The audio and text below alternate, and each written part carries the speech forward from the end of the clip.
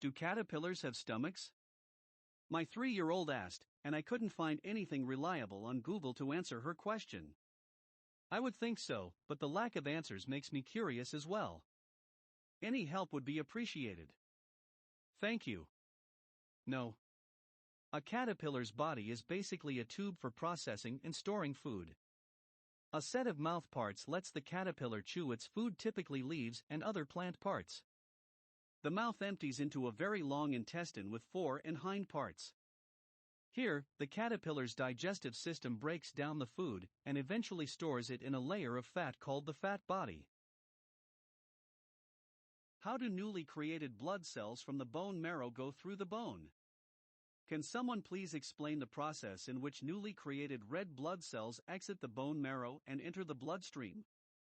How do they go through the bone? Do the bones have tiny pores in them that the blood cells can go through? Thanks. I was curious about this too. A search yielded Zuffer et al.'s an overview of mechanism of egress of RBC from bone marrow. The writing there needs editing, but there are some good pointers to resources in the references. It appears that the new erythrocytes squeeze through a layer of endothelial cells surrounding so-called venous sinuses, or small vessels draining blood from the marrow. These lead out into the bloodstream. So the answer appears to be that new red blood cells migrate into the marrow vascular system, and are then carried out of the marrow through blood flow.